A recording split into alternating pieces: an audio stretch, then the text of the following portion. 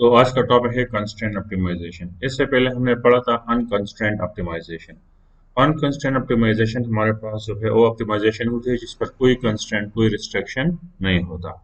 लेकिन constraint optimisation में क्या होता है? कंस्ट्रेंट ऑप्टिमाइजेशन में नॉर्मली हमारे पास कंस्ट्रेंट्स होते हैं। ठीक है, फॉर एग्जांपल इकोनॉमिक्स की डिफिनेशन अगर आप देखें तो रॉबिन्स के मुताबिक economics is a science which studies the human behaviour as a relationship between the ends and scarce means. तो स्केर्स मीन्स क्या है? Limited resources. तो जितने भी इकोनॉमिक प्रॉब्लम्स है उसमें कोई ना कोई कंस्ट्रेंट जरूर होता है। ठीक है, नॉर्मली हमारे पास बजट कंस्ट्रेंट होता है, या जब आप पेपर दे रहे होते हैं तो आपके पास टाइम कंस्ट्रेंट होता है। ठीक है, या जब आप प्रोडक्शन करते हैं तो आपके पास मशीनरी की कैपेसिटी या आपके पास जो एरिया है। ठीक है, तो इस किस्म के कंस्ट्रेंट्स पाए जाते हैं। तो कंस्ट्रेंट ऑप्टिमाइजेशन ज़्यादा एप्लीकेबल है as compare to unconstraint optimisation. ठीक है, तो इसके लिए नॉर्मली दो टेक्निक्स हम यूज़ करते हैं। एक हमारे पास है, ये दो मेथड्स है हमारे पास। एक हमारे पास है लेग्रैंजियन मल्टीप्लायर मेथड, दूसरा हमारे पास है सब्स्टिट्यूशन मेथड। तो आज हमारा जो टॉपिक है वो है लेग्रैंजियन मल्टीप्लायर मेथड। तो लेग्रैंजियन मल्टीप्लायर मेथड को प्रॉपर्ली समझने के लिए let us take an example. हम एक एग्जांपल ले रहे हैं, आपके बुक से देख लें। तो ये हमारे पास एक एग्जांपल है। और क्वेश्चन क्या है कि optimise this this function c is equal to 4x square plus 3xy plus 6y square subject to this constraint x plus y is equal to 56। ठीक है, तो इसके लिए हम लेग्रांजियन मल्टीप्लायर यूज करते हैं, लेग्रांजियन मल्टीप्लायर टेक्निक। तो Lagrangian multiplier के 4 स्टेप्स हैं नॉर्मली हमारे पास। ठीक है, तो कौन कौन से स्टेप हैं? Let's do it. तो स्टेप 1 ये है, step 1 is rewrite the constraint in the form of, इस 56 को इसी साइड पे ले आए, यानी x प्लस वाई माइनस 56, और इसको 0 के बराबर पुट कर लें। तो ये स्टेप 1 है। ठीक है, या इस तरह भी कर सकते हैं कि x प्लस वाई को उसी साइड पे ले जाएं। तो ये फर्स्ट स्टेप है। दूसरा स्टेप क्या है? Step 2, multiplying by lambda. Constant से मल्टीप्लाई करें which is known as lambda. तो lambda time x plus y minus 56, but do not put it equal to 0 this time। इस दफा आप लोगों ने इसको 0 के बराबर पुट नहीं करना। ठीक है, क्योंकि अगर x प्लस वाई माइनस 56 0 के बराबर है, क्योंकि आप लोगों ने इसको लैम्डा से मल्टीप्लाई किया है, तो अब इसको 0 के बराबर पुट ना करें क्योंकि लैम्डा 0 के बराबर नहीं है। ठीक है, थर्ड स्टेप क्या है कि जनरेट कंपोजिट या लैग्रैंजियन फंक्शन। स्टेप 3, स्टेप 3 हमारे पास है कि जनरेट लेग्रांजियन फंक्शन, जिसको आप पाई से भी डिनोट कर सकते हैं, एल से भी डिनोट कर सकते हैं। ठीक है, या एल, दोनों ठीक है। वो क्या होगा? वो आपका जो ओरिजिनल फंक्शन है ये z, तो z लिखें। z चूंकि बराबर है 4x स्क्वायर प्लस 3xy और प्लस 6y स्क्वायर। ठीक है, माइनस माइनस लगाई और ये चीज उससे माइनस करें। Lambda time x plus y minus 56। इसके लिए एक और ऑप्शन भी था। इसके लिए अगर आप इस तरह कर लेते कि x प्लस वाई को उधर शिफ्ट कर लेते तो ये हो जाता 56 माइनस एक्स माइनस वाई। ठीक है, तो फिर ये इस तरह हो जाता। और अगर आप फिर इसको लैम्डा से मल्टीप्लाई करते हैं तो फिर ये भी इस तरह होता कि lambda time 56 minus x minus y. तो फिर आपका लैग्रेंजियन फंक्शन भी चेंज हो जाता।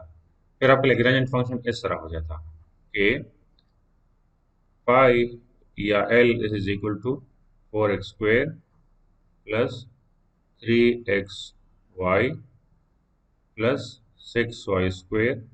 अब माइनस की बजाय आप प्लस लगाते, plus lambda time this function this 56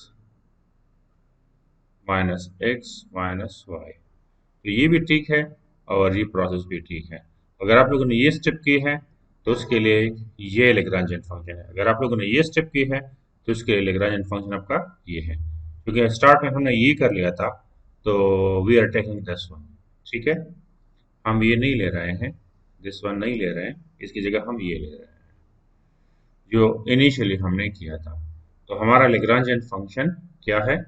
this is equal to pi, this is equal to 4x square plus 3xy plus 6y square minus lambda time x plus y minus 56।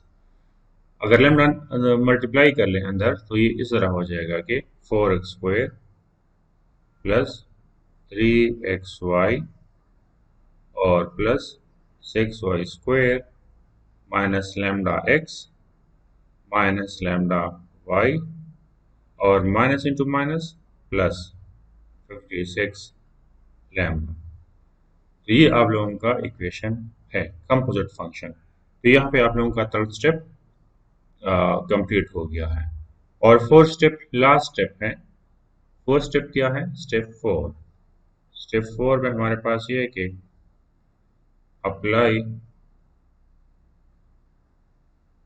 First order conditions and second order conditions. तो first order condition apply करना है और second order condition apply करना है। तो ये किस तरह अप्लाई होता है, लेट सी इट। तो सबसे पहले हम अप्लाई करते हैं फर्स्ट ऑर्डर कंडीशंस। असल सोल्यूशन इसके बाद स्टार्ट हो जाता है। तो पहले हम अप्लाई करते हैं first order conditions. First order condition ये है कि take the derivative of the function with respect to these three variables. ये है, देख लें, ये है according to first order conditions take the first order derivative of the function, यानी इस फंक्शन का जो आपका पाई है, with respect to x, with respect to y and with respect to lambda, और n put equal to 0, इसके हमने 0 के बराबर पुट करना है। फिर उससे इसका डेरिवेटिव हम किस तरह लेते हैं? तो सबसे पहले हम लेते हैं पाई x, यानी partial derivative of pi with respect to x। देखिए 4x स्क्वायर का derivative with respect to x हमारे पास है 8x, राइट। और 3xy का derivative with respect to x है, x खत्म हो जाएगा और हमारे पास 3y रह जाएगा प्लस 3y। और 6y स्क्वायर का derivative with respect to x है 0, क्योंकि इसमें x कोई नहीं है तो 0 हम लिखते नहीं है। बाकी माइनस लैम्डा x का derivative with respect to x है माइनस लैम्डा, क्योंकि x खत्म हो जाएगा। और बाकी इसमें x नहीं है, इसमें भी x नहीं है, तो इन दोनों का डेरिवेटिव भी 0 है। So put it equal to 0। तो ये क्या है? This is the first order derivative. और ये हमारे पास, हम इसको यूं भी लिख सकते हैं कि 8x और plus 3y is equal to lambda. Lambda को उसी साइड पे ले जाएं।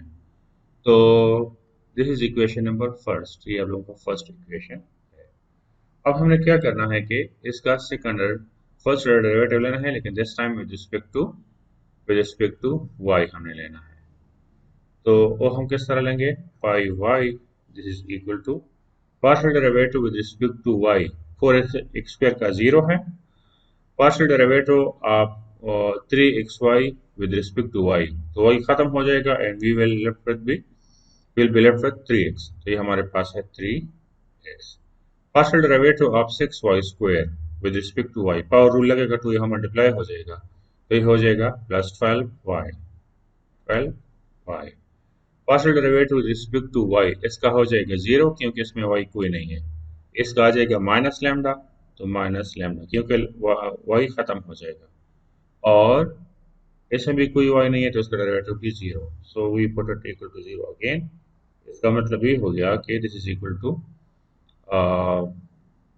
3x प्लस 12y, और लैम्डा को आप उसी साइड पे ले जाएं तो ये भी लैम्डा।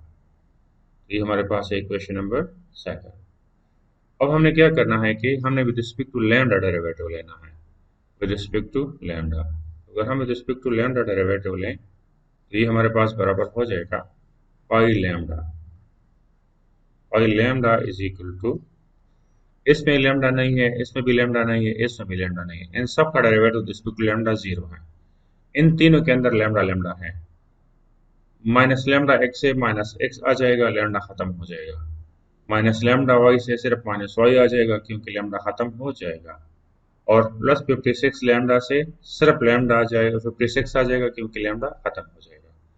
तो हमारे पास इन तीनों का derivative 0 and minus lambda x से आ जाएगा माइनस एक्स, और माइनस लैम्डा वाई से आ जाएगा माइनस वाई, और प्लस 56 एक्स है ना, दिस 56 एक्स, इसका derivative with respect to lambda है 56 only, this is plus 56 and we put it equal to 0।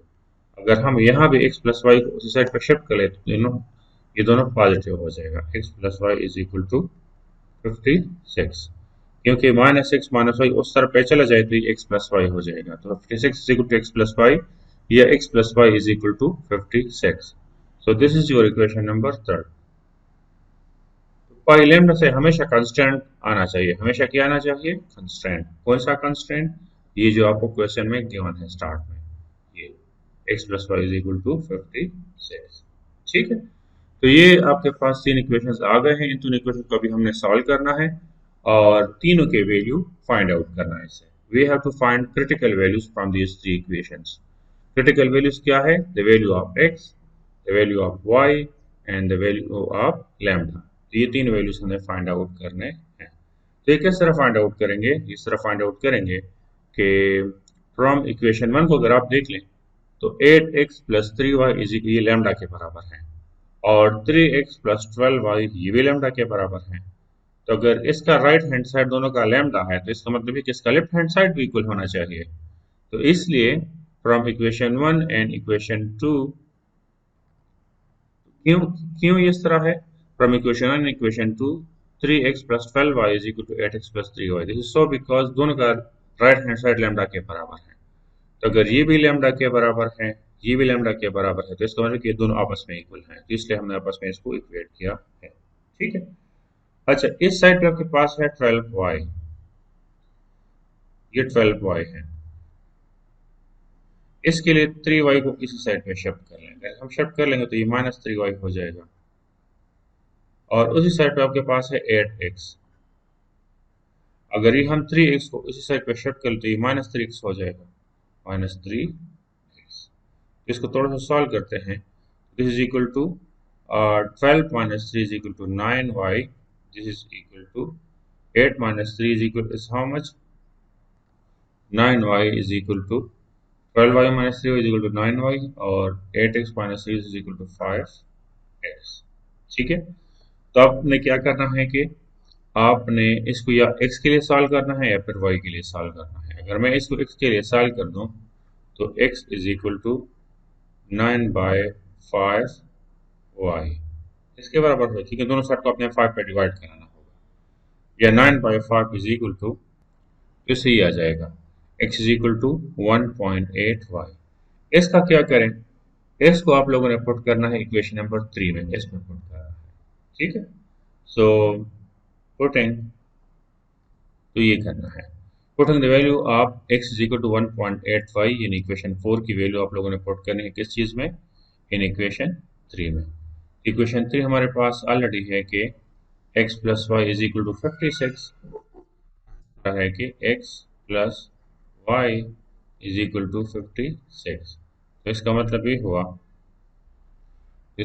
हुआ, कि x की जगह आप 1.8y पुट कर लें, 1.8y plus y is equal to 56। ठीक है, या this is equal to 2.8y is equal to 56। इस साइड को भी 2 पे डिवाइड करें और 2.8 पे डिवाइड कर लें, और साइड को भी 2.8 पे डिवाइड कर लें, तो y is equal to 56 divide by 2.8, और दिस इज इक्वल टू 20।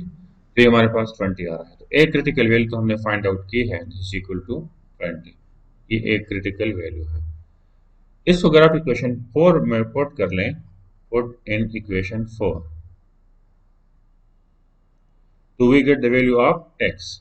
ठीक है ना, तो वो हमें पता है कि equation 4 is equal to 1.8y, इसका मतलब ये है कि x is equal to 1.8 into 20, तो इससे आता है इज इक्वल टू 36। तो ये हमारे पास दूसरा जो है क्रिटिकल वैल्यू है, x इज इक्वल टू 36।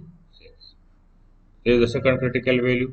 अब हमने क्या करना है कि अब हमने करना है इन दोनों वैल्यू को पुट करना है किस इक्वेशन में, इक्वेशन 1 में या इक्वेशन 2 में, ताकि लैम्डा की वैल्यू फाइंड आउट कर लें। ठीक है, तो क्योंकि ए इक्वेशन 1 हमारे पास है, पहले ये लिखें कि put these values in equation 1 और इक्वेशन 2। ये now putting the value of x and y in equation 1 and equation 2। अब इक्वेशन 1 में अगर हम पुट कर लेते हैं तो इक्वेशन हमारे पास है इसके बराबर है। ओके, तो अगर हम इसमें वैल्यू पुट करते हैं तो 8 टाइम x हमारे पास है 36 प्लस 3 टाइम y हमारे पास है 20 इक्वल टू लैम्डा। तो इससे क्या आता है, ये इसके बराबर है और ओवरऑल इससे आ रहा है ये लैम्डा इज इक्वल टू 384। ये हमारे पास आ रहा है। तो इन क्रिटिकल वैल्यूज फाइंड आउट हो गए हैं, और जब एक्स वाई और लैम्डा की वैल्यू फाइंड आउट हो जाए तो it means we are done with the first order conditions. हमने फर्स्ट ऑर्डर कंडीशन कवर कर ली है, क्योंकि फर्स्ट ऑर्डर कंडीशन सिर्फ क्रिटिकल वैल्यूज तक है। जब क्रिटिकल वैल्यूज फाइंड आउट हो जाए तो फिर आप क्या करते हैं, फिर आपका फर्स्ट ऑर्डर कंडीशन का हिस्सा खत्म, you have to go for the second order condition. यहाँ तक आपको सिर्फ ये पता चला है कि हमारे ऑप्टिमाइजिंग वैल्यूज कौन कौन से हैं। तो ऑप्टिमाइजिंग वैल्यूज हमारे पास y अगर आप 20 लें और x इक्वल टू 36 लें और लैम्डा इज इक्वल टू 348 लें, तो इस पर हमारा जो फंक्शन है ये या फिर मैक्सिमम होगा या फिर मिनिमम होगा ये function, subject to this constraint. तो अब ये कंफर्म करने के लिए कि इन क्रिटिकल वैल्यूज पर हमारा फंक्शन मैक्सिमम है या मिनिमम है, we have to go for the second order conditions.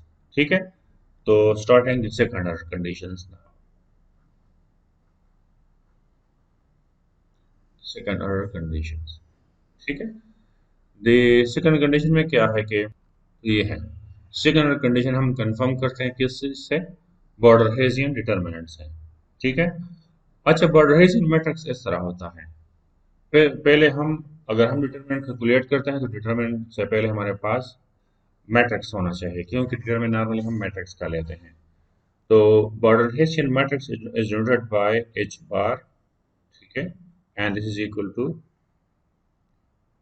pi xx। इसमें it contains all second order derivative of the function and first order derivative of the constraint, pi xx, pi xy और pi yx, pi yy, फिर यहाँ पे आप लिखें जी x, यहाँ पे लिखिए जी वाई, और यहाँ पे भी जी एक्स, और यहाँ पर भी जी वाई एंड ज़ीरो। इसकी डिटेल्स ये मैं आपको बताता हूँ कि ये सारी चीज़ें किस चीज़ के बराबर है। तो इसमें अगर आपको चाहिए फर्स्ट ऑफ ऑल अगर आपको पाई एक्स एक्स चाहिए, पाई एक्स एक्स, तो पाई एक्स एक्स हमारे पास ये सेकंड डेरिवेटिव है, is equal to partial derivative with respect to x of pi x, ये इसके बराबर है। अगर आपको पाई एक्स वाई चाहिए तो पाई एक्स का डेरिवेटिव लें with respect to y, with respect to y derivative लें किस चीज़ का, पाई एक्स का। फिर अगर आपको चाहिए पाई वाई वाई, इसका मतलब कि पाई वाई का डेरिवेटिव ले विद रिस्पेक्ट टू वाई, यानी with respect to y derivative ले किस चीज़ का, पाई वाई का। और अगेन आपको पाई वाई एक्स चाहिए तो ये पाई वाई का डेरिवेटिव ले विद रिस्पेक्ट टू एक्स, यानी with respect to x derivative लें पाई वाई का।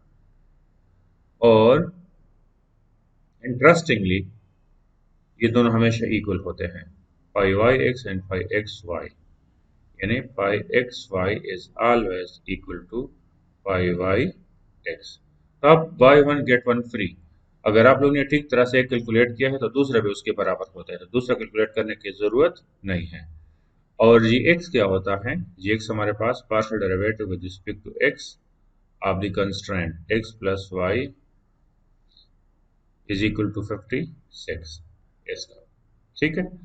और जी वाई क्या होता है, partial derivative with respect to y of the constraint in x plus y is equal to 56।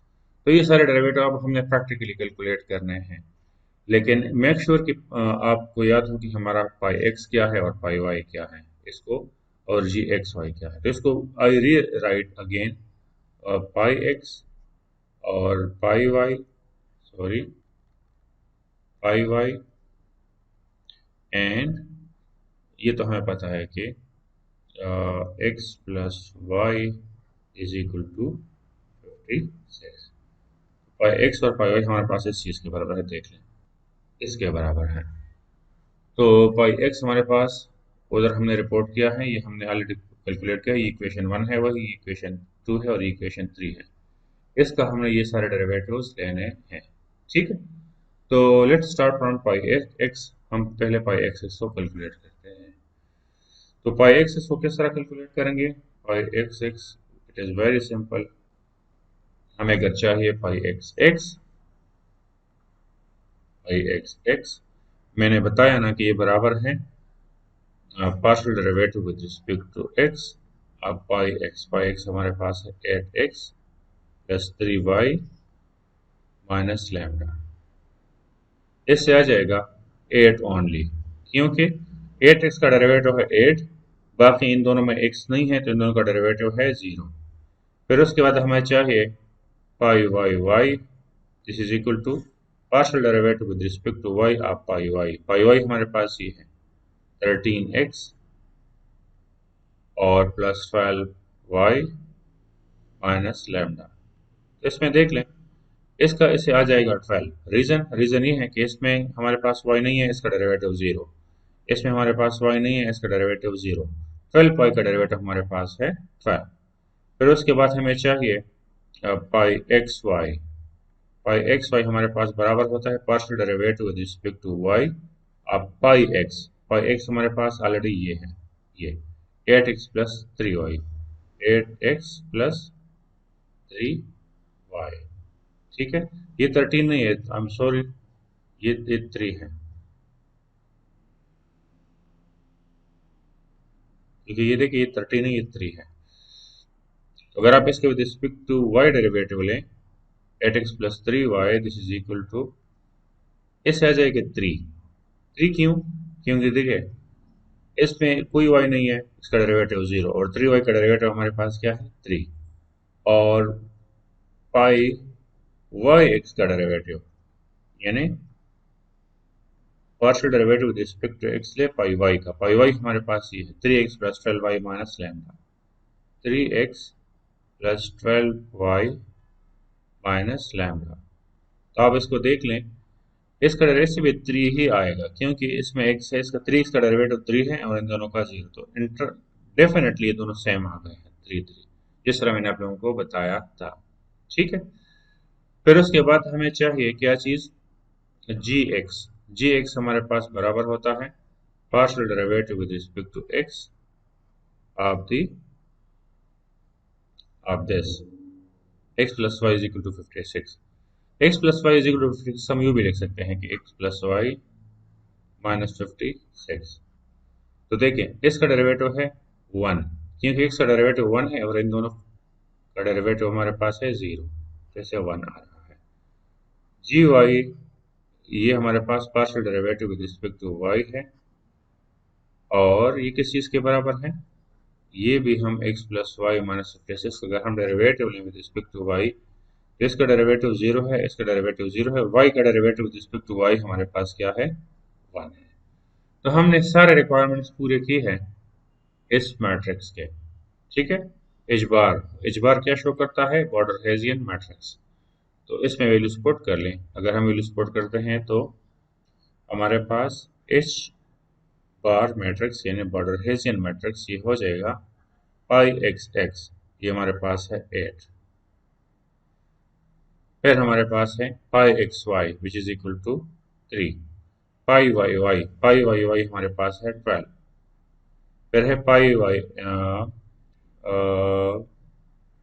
Y x था यहाँ पे, आई एम सॉरी, इस pi y x which is equal to 3, pi y y हमारे पास है 12। जी एक्स 1 के बराबर है, जी वाई भी 1 के बराबर है, जी एक्स फिर 1 के बराबर, जी वाई फिर 1 के बराबर, और यहाँ पे हमने 0 पुट करना है खुद से। तो ये हमारे पास हो गया बॉर्डर हेसियन मैट्रिक्स। इसका डिटरमिनेंट किस तरह होगा? अगर हमें बॉर्डर हेसियन डिटरमिनेंट चाहिए तो उसको हम डिनोट करेंगे किस चीज से? एच बार डिटरमिनेंट। फिर आप डिटरमिनेंट का सिंबल लगाएं और वही सेम वैल्यूज डाल दें, 8 3 1 3 12 1 1 1 0।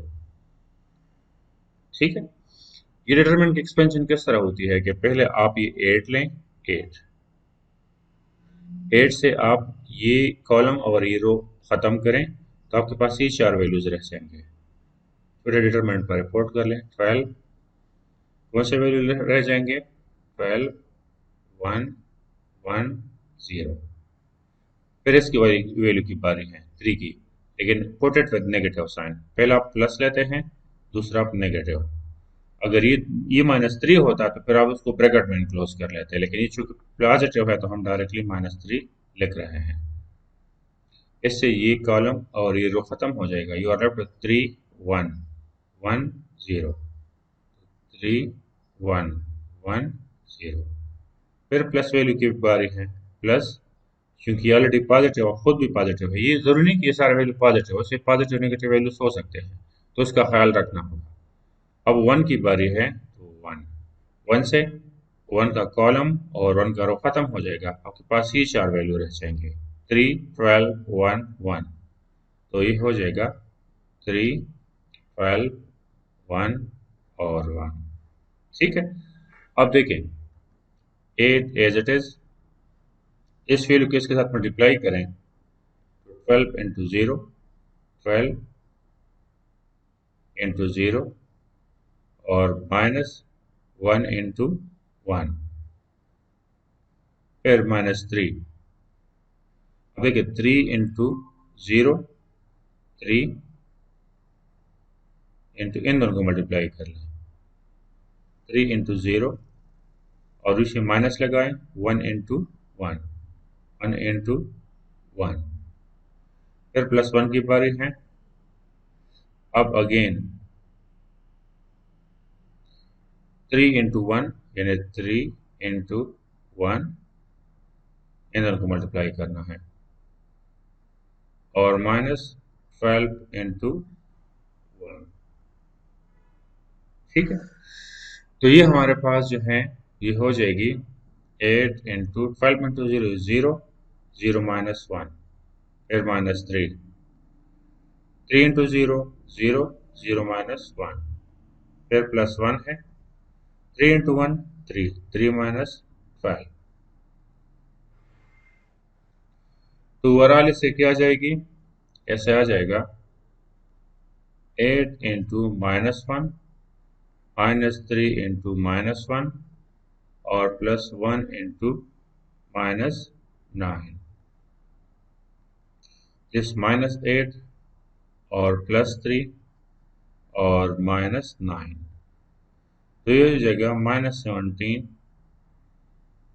+3 और दिस इज इक्वल टू -14। ठीक है। ये एच डिटरमिनेंट है जो कि नेगेटिव है, लेस देन 0 है। अच्छा, रूल्स के मुताबिक, रूल्स अगर हम इसके देख लें, जैसे कुछ रूल्स है उस रूल्स के मुताबिक हमने चलना है। और रूल्स क्या है? वो ये है कि, तो ये है कंक्लूजन इस तरह होता है कि अगर ओवरऑल आपका नेगेटिव आ जाए इस डिटरमिनेंट, जैसे हमारा नेगेटिव आया है, ठीक है, अगर नेगेटिव आ जाए तो border Hessian matrix will be positive dependent and the function will be minimise. तो ये चूंकि नेगेटिव आया है तो हमारा कंक्लूजन किस तरह होगा कि जो फंक्शन हमें गिवन है वो मिनिमाइज हो चुके हैं subject to the given constraint.